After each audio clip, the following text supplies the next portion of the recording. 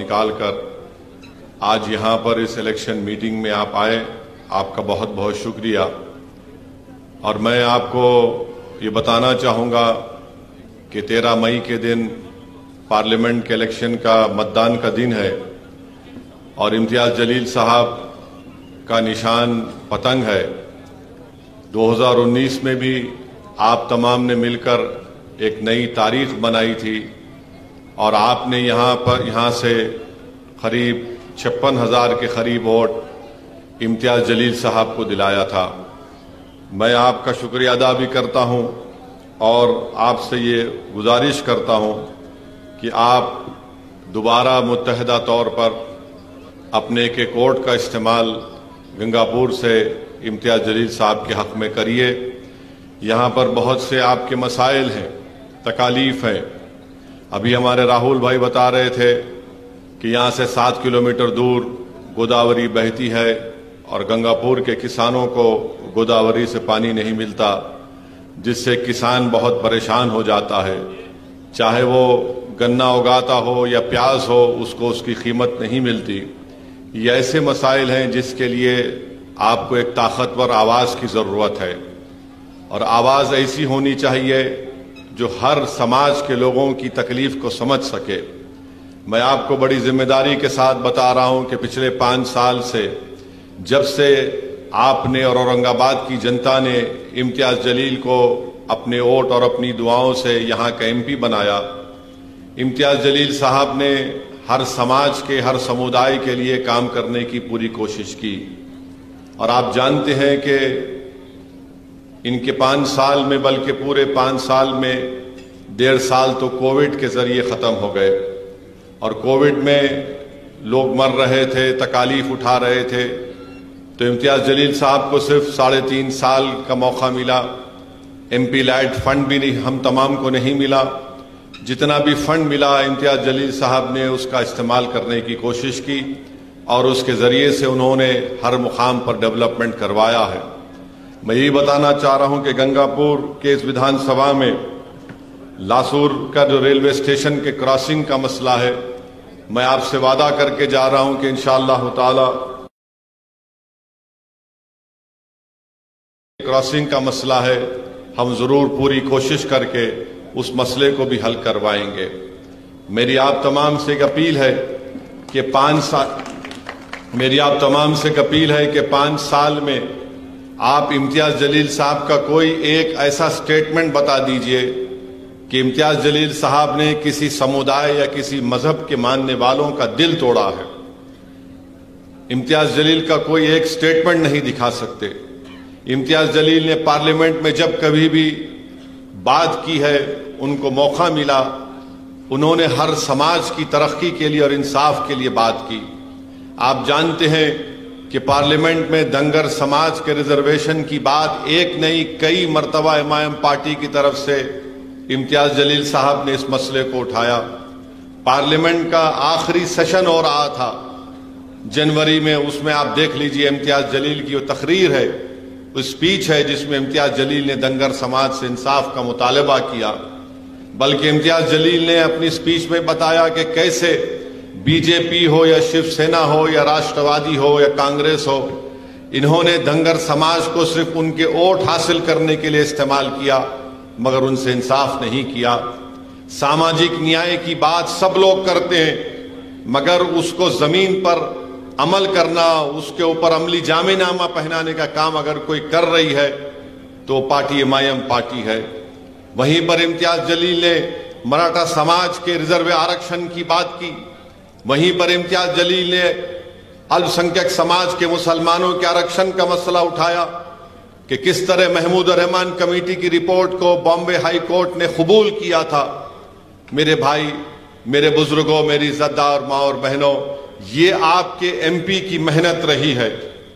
और 20 साल से जिस पार्टी का MP जीत कर आ रहा था औरंगाबाद की जनता के वोटों से, वो जब कभी भी अपनी जबान से कुछ बोलते, अनाप शनाबी बकते थे, वो दिल तोड़ने की बात करते थे, वो घरों में दीवार नफरत की दीवार उठाने की बात करते थे, मगर इम्तियाज जलील ने वो काम नहीं किया। अब आप देख रहे हैं कि 2 शिवसेना 2 राष्ट्रवादी, एक बीजेपी, एक कांग्रेस, ये 6 मिलकर इम्तियाज जलील की कामयाबी को रोकने के लिए आ रहे हैं। ये जान चुके हैं कि अकेले नहीं मुकाबला कर सकते, इम्तियाज जलील को रोक नहीं सकते। तो दोनों शिवसेना, दोनों राष्ट्रवादी, एक कांग्रेस, एक बीजेपी मिलकर ये कोशिश कर रहे हैं कि इम्तियाज जलील की कामयाबी को रोका जाए। एक शिवसेना का 20 साल से जिसको औरंगाबाद की जनता ने अपनी खिदमत करने के लिए एमपी बनाया, वो आज कह रहा है कि भाइयों बहनों मेरा आखिरी इलेक्शन है, मेरी मदद कर दो। मैं उससे कहना चाह रहा हूं तेरा आखिरी इलेक्शन 2019 में हो चुका है, अब कोई तेरा आखिरी इलेक्शन नहीं है। 20 साल तुमको औरंगाबाद की जनता ने मौका दिया, 20 साल की शादी हो जाती, तुम 20 साल में कुछ भी नहीं कर सके औरंगाबाद के लिए।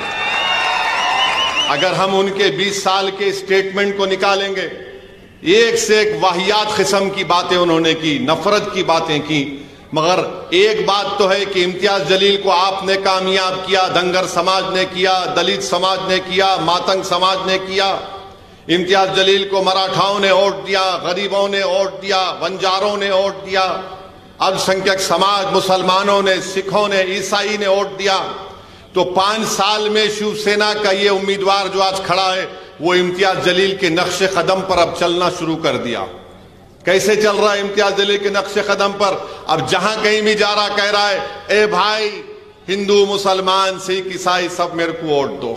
तो इम्तियाज जलील ने उसको पहला सबक सिखा दिया कि औरंगाबाद की जनता अब नफरत को कबूल करने वाली नहीं है। और औरंगाबाद की जनता, मुझे यकीन है कि दोबारा यहां से इम्तियाज जलील को भारी अक्सरियत से, भारी मेजॉरिटी से दोबारा अपना एमपी बनाकर भारत की सबसे बड़ी पंचायत पार्लियामेंट में भेजाएगी, ताकि औरंगाबाद में जो डेवलपमेंट का काम करवाना है, मैं आपको यकीनन आपको वादा कर रहा हूं कि आपका हर काम इंशाअल्लाह ताला मुकम्मल होगा। इम्तियाज जलील एक बेहतरीन मेंबर ऑफ पार्लियामेंट साबित हुए हैं। मैं आपको बता रहा हूं कि भारत की पार्लियामेंट में जो सीनियर पार्लियामेंटेरियन है, जो 5-5, 6-6 मरतबा जीत कर आए, वो मुझसे आकर कहते हैं कि हमको ताजुब होता है कि पहली मरतबा ये जीत कर आया और इतनी अच्छी बात कैसे करता है कि 5-6 मिनट में वो पूरी अपनी बात को रख देता है। तो ये काबिलियत है इम्तियाज जलील की। और अगर Imtiaz Jaleel member of parliament बना तो ये आप लोगों की दुआ और आपकी वोट से बना। औरंगाबाद से इम्तियाज जलील को आपने कामयाब किया, तो ये इम्तियाज जलील की सिर्फ पर्सनल या जाती कामयाबी नहीं है, ये औरंगाबाद की वो जनता की कामयाबी है जो अमन चाहती है। ये औरंगाबाद की वो जनता की कामयाबी है जो जुल्म को बर्दाश्त नहीं करती, बल्कि मजलूमों से इंसाफ का मुतालबा करती है। इम्तियाज जलील की जाती कामयाबी नहीं है, बल्कि उन लोगों की कामयाबी है जो सामाजिक न्याय को देखना चाहते हैं कि औरंगाबाद में सामाजिक न्याय हो। ये उन लोगों की कामयाबी है जो औरंगाबाद में किसान आज परेशान है, खुदकशी कर रहा है, उसके ताल्लुक से कोई बात नहीं कर रहा है। और आपको एक और बात बता रहा हूं कि महाराष्ट्र की सियासत में, महाराष्ट्र के पॉलिटिक्स में सब लोगों ने अपने कपड़े ऐसा बदल दिए जैसा कि सुबह में एक कपड़ा एक पार्टी का, दोपहर में एक कपड़ा एक पार्टी का, शाम में एक कपड़ा एक पार्टी का, सुबह अब तक एक और कपड़ा पहन लेते हैं। मगर इम्तियाज जलील में वो बात नहीं है। इम्तियाज जलील जिस पार्टी से कामयाब हुआ, इम्तियाज जलील उसी पार्टी के तहत रहकर काम किया। आप देखते जाइए कि ऐसा कभी कभी जब टीवी पे अखबार में फोटो देखकर या नाम देखकर पढ़ता हूं तो मुझे पूछना पड़ता है इम्तियाज जलील से कौन सी पार्टी में अभी है। तो इम्तियाज जलील बोलते हैं, असद भाई कल शाम तक यहां था, आज यहां पर चला गया। आप बताओ ये कोई राजनीति करने का तरीका है? ये गरीबों की खिदमत करने का तरीका है? ये किसानों से इंसाफ दिलाने का तरीका है? ये दंगरों को उनका सामाजिक न्याय या मुकाम दिलाने का तरीका है? तुम ना दंगर के हो, ना तुम दलित के हो, ना तुम मुसलमान के हो, ना तुम किसान के हो, तुम किसी के नहीं हो। तुम सिर्फ सत्ता के भूखे हो और तुम दौलत के पुजारी हो। तुम अवाम के दोस्त नहीं हो, अवाम के खादिम नहीं हो। इसीलिए आज आप देख रहे हैं कि तमाशा बन चुका है पूरे महाराष्ट्र की राजनीति में। मगर मुझे महाराष्ट्र की जनता पर पूरा भरोसा है। महाराष्ट्र की जनता ऐसे जोकरों को वोट नहीं देगी। महाराष्ट्र की जनता ऐसे उम्मीदवार को वोट देगी जो बोला उसने काम किया, जिसको वोट दिया उसके पार्टी के साथ वाबस्ता रहकर उसने काम किया। इम्तियाज जलील को आप देखते हैं, दूसरे जो हैं तो ऐसा है कि कभी इधर कुलाटी मार रहे, कभी उधर कुलाटी मार रहे। समझ में नहीं आता कि इन लोगों की कुलाटियों को देखकर बंदर भी शर्मा जाता होगा कि कितने कुलाटी मार लिए लोग, कि कोई पार्टी में कहां पर है नहीं मालूम, इधर टिकट नहीं मिला, उधर गिर गए, उधर नहीं मिला, उधर चले गए। अरे किस्सा क्या है रे भाई, रुक तो जा, कम से कम सोच इन गरीबों का क्या हो रहा। किसान मर रहे हैं, लोग परेशान हैं, महंगाई आसमान को छू रही है, कोई किसी की बात नहीं कर रहा है। करप्शन का स्कैंडल है, वो बोलते मित्रों के पास चले जाओ, उनकी चाय पियो, तुम साफ हो जाते। आखिर कैसा होगा बताइए फिर आप, फिर गरीब किसको वोट दे। और ऊपर से आप देखते हैं कि इलेक्टोरल बॉन्ड का मसला हो गया। इलेक्टोरल बॉन्ड निकाले गए, आपको जानकर ताज्जुब होगा, तकलीफ होगी कि 8,000 करोड़ सिर्फ बीजेपी नरेंद्र मोदी को मिले। और मोदी बोलते हैं मैं ना खाऊंगा ना खाने दूंगा। अच्छा ठीक है, नहीं खाए नहीं खाने देंगे अलग बात है। 8,000 करोड़ लेकर जिस किसी ने उनको 8,000 करोड़ दिए, मोदी जी ने उनको डबल में इनाम दिया, कॉन्ट्रैक्ट दे दिया, तू ये कर ले, तू वो कर ले। अरे क्या आप दिल्ली के बादशाह है, फरमान जारी करके जागीर बांट रहे, तू एयरपोर्ट ले ले, तू वो स्लम को डेवलप कर ले, तू वो रोड बना दे। और आप जानते हैं अगर कोई बड़ा सेठ किसी सियासतदान को, नेता को पैसे देता है तो अपनी अम्मा के मरने के गम में नहीं देता, अपने बाप के मरने के गम में नहीं देता। वो क्यों देता है पैसे? जब एक हाथ देता है तो बोलता है कि 5 हाथ मेरे को वापस देना। 8,000 करोड़ बीजेपी को मिले, 8,000 करोड़। और हद तो यह हो गई कि आज से 4-5 दिन पहले भारत के प्रधानमंत्री नरेंद्र मोदी भाषण दे रहे थे कि भाइयों बहनों मछली दिखाई जा रही है, गोश्त दिखाया जा रहा है। अरे मोदी जी, आप गोश्त मछली पे क्यों मछली पे चले गए? तो मैं जवाब देना चाहूंगा। नरेंद्र मोदी की पार्टी को एक बीफ की कंपनी है अलाना ने नरेंद्र मोदी को 10 करोड़ रुपए का इलेक्टोरल बॉन्ड दिया, 1.5 करोड़ का शिवसेना को दिया। अब किसकी गोश्त की दुकान बंद है महाराष्ट्र में? समझ गए ना आप? किसकी गोश्त की दुकान बंद है? कथिक की और कुरैशियों की। ऊपर से 10 करोड़ गोश्त की कंपनी से ले लिया, मां गपागा खा ले रहे, और गरीब की दुकान खोलने नहीं दे रहे। अब वो गरीब दिन में 100-200 रुपये कमा कर घर को जाता था, मगर मोदी जी क्या बोलते? ना खाऊंगा ना खाने दूंगा, मगर इलेक्टोरल बॉन्ड देंगे तो तुमको पूरा महाराष्ट्र कुर्बान कर दूंगा। आप बताओ क्या होगा? ये राजनीति ऐसे चलेगी? 8,000 करोड़ बीजेपी को, 1,400 करोड़ कांग्रेस को, 1,300 करोड़ टीएमसी को, 1,100 करोड़ टीआरएस को, राष्ट्रवादी कांग्रेस को भी मिले। ये पूरे हम्माम में नंगे हैं, याद रखो आप। एक हम्माम में ये पूरे नंगे। अगर किसी को भी इलेक्टोरल बॉन्ड नहीं मिला तो बी टीम को नहीं मिला। हमको गाली देते हम बी टीम है। अगर मैं बी टीम हो तो कुछ तो मिलना चाहिए था ना। लॉलीपॉप नहीं दिए मेरे को, लॉलीपॉप नहीं हमको। इनको 5,000 करोड़ बाबा की जागीर है, लूट के जा रहे हैं और बोलते हम ओवैसी बी टीम है, वोट काटता है। अरे भाई, मैं इलेक्शन चुनाव लड़ता हूं, सबके सामने आके लड़ता हूं, बगैर किसी से डरे लड़ता हूं। मेरी जान पर कई मर्तबा हमला हुआ, गाड़ी पर गोलियां चली, मगर हम बिकने वाले नहीं हैं दौलत के आगे। ना हम दौलत के आगे बिकने वाले हैं, ना हम ताकत के आगे झुकने वाले हैं। ये एमआईएम पार्टी है। और दूसरे देखे तो आप सब बिक गए, उन्होंने खरीद रहे, सेठ साहब खरीद रहे, ले कितना लेता ले, बोल लगा, तेरी बोली कितनी है बोल। हर्राज हो रहा है पॉलिटिशियंस का इलेक्टोरल बॉन्ड के नाम पर। सब लोग अपना जमीर बेच चुके हैं। और जब आकर ये लोग गरीबों की बात करते हैं तो उनको आईने में जाकर अपना चेहरा देखना पड़ेगा कि तुम क्या गरीबों से मोहब्बत करते, जब उनका खून चूसने वालों से तुम पैसे ले रहे हो। मेरे अजीज दोस्तों और बुजुर्गों, मेरी इज्जतदार मां और बहनों, हम आपसे अपील कर रहे हैं कि 13 मई के दिन सुबह के अवलीन सातों में आप निकलिए। अच्छा, बीजेपी, राष्ट्रवादी कांग्रेस, शिवसेना एक बात बोलते, 370 निकाल दिए, चलिए अच्छा करा, निकाल दिया। मेरे एक सवाल का जवाब दो। 370 के बाद क्या आता? 371 आता है ना। महाराष्ट्र में मराठवाड़ा रीजनल बोर्ड है, हमारे जर्नलिस्ट लोग हैं, 2020 से बोर्ड नहीं है, 2020 से चेयरमैन नहीं है, मगर 370 निकाले। अरे जो रीजनल बोर्ड मराठवाड़ा के डेवलपमेंट के लिए बनाया गया वो कहां गया? उसके मेंबर कहां गए? उसका चेयरमैन कहां गया? उसका पैसा कहां गया? अरे उद्धव ठाकरे तुम मुख्यमंत्री, तुम्हारे राइट हैंड पे उस वक्त अशोक राव थे, अब बीजेपी में चले गए। लेफ्ट हैंड पे अजीत पवार थे, अब उधर भाग गए।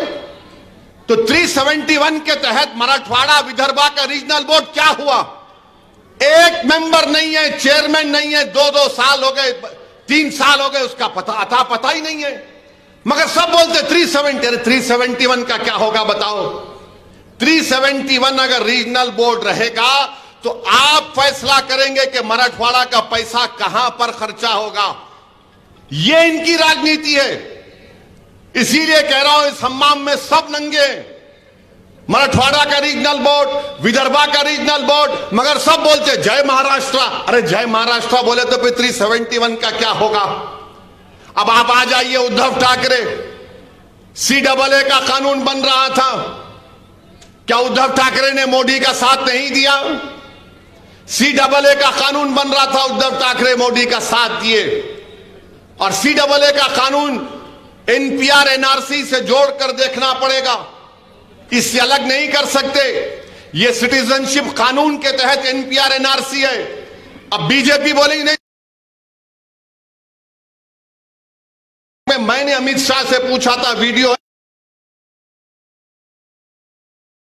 जी NPR NRC होके रहेगा, तो क्या झूठ है? बोला अमित शाह ने झूठ बोला तो कल पार्लियामेंट में प्रिविलेज मोशन डालूंगा अमित शाह के खिलाफ के झूठ बोले तो पार्लियामेंट को। आप CAA का साथ दिए उद्धव ठाकरे, और NPR NRC होगा तो याद रखो NPR NRC होगा। ये लोग इस देश में NPR NRC कराकर दलित समाज को, गरीब समाज को, अल्पसंख्यक समाज, मुसलमान को, किसानों को, बहरहाल जितने गरीब हैं, अगर यहां पर इस इलाके में किसी गवर्नमेंट के दफ्तर पर NPR NRC के तहत एक नाम लिखा जाएगा, राहुल नाम लिख दिए हमारे भाई का, तो कोई भी संघ परिवार का आदमी जाके बोलेगा राहुल भारत का नागरिक नहीं है, वो राहुल को बताना पड़ेगा कि वो भारत का नागरिक है। राहुल के ऊपर बर्डन ऑफ प्रूफ आ जाएगा, और राहुल को बताना पड़ेगा कि दादा का, उसके दादा का बर्थ सर्टिफिकेट कहां से लाएगा राहुल। भारत में कितने लोगों के पास पासपोर्ट है? 6 या 7% लोगों के लिए पासपोर्ट है। और आप समझते आधार कार्ड सिटीजनशिप का प्रूफ है? नहीं, आधार कार्ड के पीछे लिखा हुआ है कि यह भारत की सिटीजनशिप का प्रूफ नहीं है। वोटर लिस्ट में नाम सिटीजनशिप का प्रूफ नहीं है। CAA की ताईद उद्धव ठाकरे ने की। अब उद्धव ठाकरे आके बोल रहे मैं सेक्युलर हो गया। ये कैसे सेक्युलर हो गए भाई? आप कहां से सेक्युलर हो गए आप? और कांग्रेस, राष्ट्रवादी शरद पवार की उनके साथ बैठी हुई है, चीचा एक तरफ, भतीजा एक तरफ। अरे सबको बेवकूफ बना रहे हैं लोग, अंकल एक तरफ, उन्हों एक तरफ। और गाली किसको दे रहे? पूरे मिलके। बीजेपी बोलती है आतंकवादियों का साथी है, हम भी टीम है। ट्रिपल तलाक का मसला है, उद्धव ठाकरे साथ दिए बीजेपी का। ट्रिपल तलाक का कानून मोदी जी बोलते मुस्लिम महिलाओं के लिए बड़ा इंसाफ की बात है। इंसाफ की बात नहीं, नाइंसाफी की बात है। अगर कोई मुस्लिम महिला को कोई मुसलमान ट्रिपल तलाक देता है तो मैं कहा हूं गुनाहगार है, वो गुनाहगार है। मगर जब वो देता है, अब उस औरत को बताना पड़ेगा कोर्ट को जाकर के ये पागल बेवकूफ ने मुझे ट्रिपल तलाक दिया। कौन जाकर उसकी ताईद में कोर्ट में खड़े रहेगा? अच्छा, मोदी जी को अब हम मोदी जी नहीं बोलेंगे, उनको अल्लामा फजीलतुल शेख मोदी बोलेंगे। क्यों बोलेंगे? जेल में कोई गया तो मोदी जी बोले तू जेल में जाएगा तो अपनी बीवी को पैसा भिजाना। अबे जेल में कौन देगा पैसे? मोदी जी बोल रहे दिमाग में आ गया, साइंटिस्ट है वो। अब मोदी जी बोल रहे कि वो ट्रिपल तलाक देता तो शादी नहीं टूटती। जब शादी नहीं टूटती तो गुनाह किस बात का, केस किस बात का? मगर मोदी जी फजीलतुल शेख है, अल्लामा है। अच्छा, उसको कोर्ट में सजा 2 या 3 साल की हो सकती, किसी और समुदाय के आदमी को अगर अपनी बीवी को इस तरह छोड़ता है तो 1 साल यहां पर, 2 या 3 साल। अब 2 साल 3 साल के बाद वो दीवाना निकलेगा तो क्या उसकी बीवी, हमारी बेटी जेल के सामने खड़े होना कि आ मैं तुझे कबूल कर लूं? 3 साल तक वो बच्ची इंतजार में रहना, उसका क्या पुरसाने हाल होगा।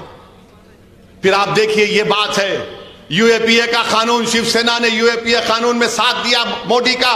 भारत की जेलों में लोग सड़ रहे हैं। भीमा कोरेगांव की जेल में जो लोग जेलों में हैं, जिनको आज कहा गया कि तुम्हारे घर पे रेस्वा, तुम इतने पैसे जमा करो, यूएपीए, कैसे यूएपीए को मजबूत किया गया? जुलाई 2019 में उद्धव ठाकरे ने अमित शाह के कानून का साथ दिया। जेल में कौन है? दलित हैं। जेल में कौन है? मुसलमान है। जेल में कौन है? इंटेलेक्चुअल है जो बीजेपी आरएसएस के खिलाफ है।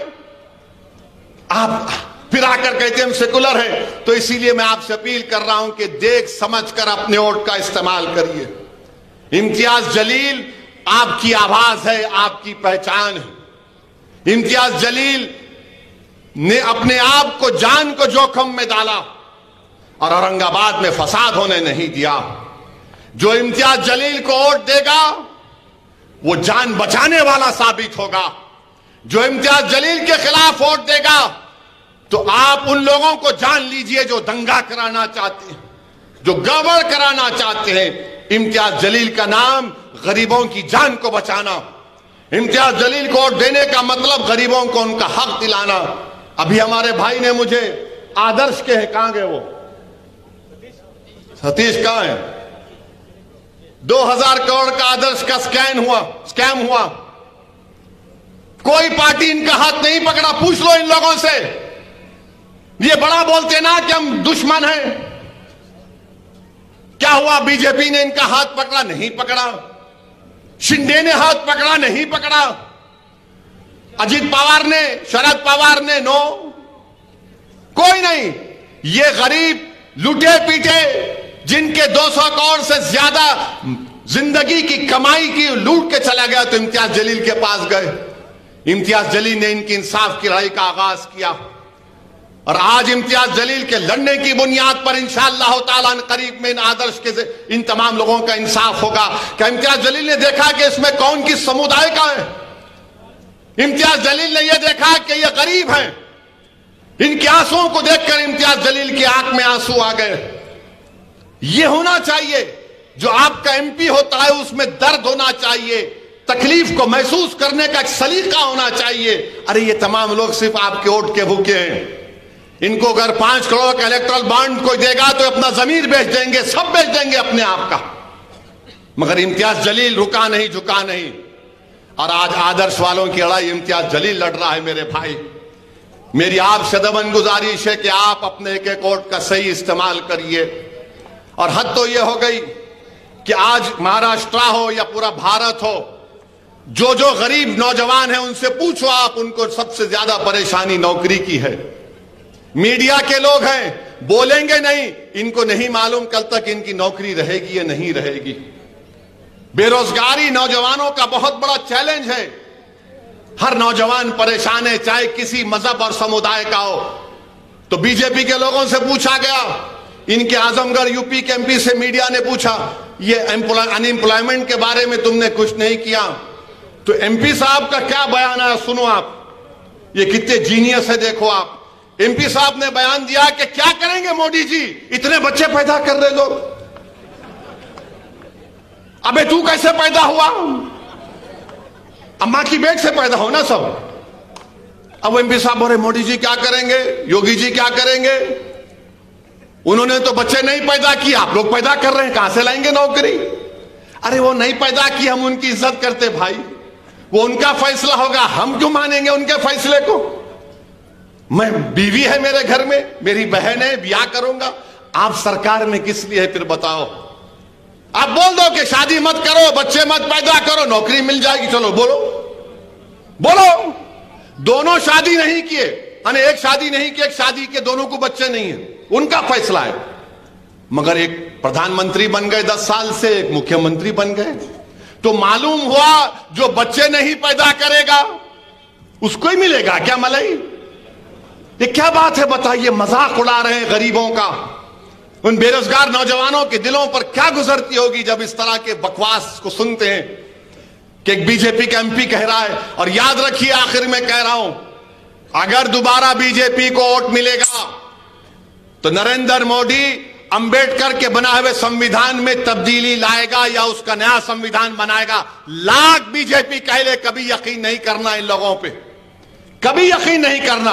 आप बोलेंगे ओवैसी तुम क्यों बोल रहे, तुम प्रूफ दो, क्यों यकीन नहीं करना बीजेपी के ऊपर।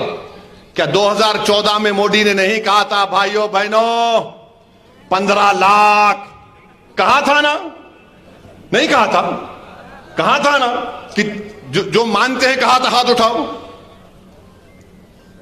मीडिया के लोग भी उठा सकते हैं आप। 15 लाख की जगह 15 पैसे आए। अब मोदी जी की बात का यकीन कैसा करेंगे। 2 करोड़ नौकरी हर साल देंगे बोले थे, आज की तारीख में 2024 में 14 लाख वो खुद कह रहे हैं। बताइए कैसे भरोसा करेंगे आप। याद रखिए, इस देश की सबसे बड़ी ताकत अंबेडकर बाबा साहब का बना हुआ संविधान है। अगर यह संविधान चला जाएगा तो सब चला जाएगा, याद रखो। तो संविधान को बचाना है। यह संविधान हम सबको बराबरी का हकूक देता है। यह संविधान कहता है कि कोई बड़ा छोटा नहीं। यह संविधान कहता है कि गोरे को काले पर फौकियत नहीं। संविधान कहता है कि जो मोची होगा और जो बड़ी बिल्डिंग में बैठा होगा वो सब बराबर होंगे। ये चाल है, ये साजिश है उनकी संविधान बदलने की। जब संविधान बदलेगा तो आरक्षण चला जाएगा, याद रखो मेरी इस बात को। मैं तुम्हारे वोट लेने के लिए नहीं कह रहा हूं, सच्चाई बयान कर रहा हूं। इसीलिए आपको पार्लियामेंट में अपनी एक बेहतरीन आवाज को भिजाना है। इम्तियाज जलील को कामयाब करिए और 13 तारीख के दिन जब आप पोलिंग बूथ को जाएंगे तो खुदा के लिए सेल फोन लेकर पोलिंग बूथ को मत जाइए। हम क्या होता सेल फोन लेके जाते, अब वो रूल्स में है सेल फोन आप हाथ में पकड़कर नहीं लेकर जा सकते, तो सेल फोन मत लेकर जाइए। अपने पूरे फैमिली को लेकर जाइए। नौजवानों की जिम्मेदारी है, पोलिंग बूथ को जाइए, पतंग के निशान के जगह बटन दबाइए, वो स्लिप निकलेगी, उस स्लिप में देखिए कि पतंग के ऊपर आपने बटन दबाया तो उस पर पतंग का निशान है या नहीं। फिर बाहर निकलकर पोलिंग बूथ से 10 कदम आगे जाए।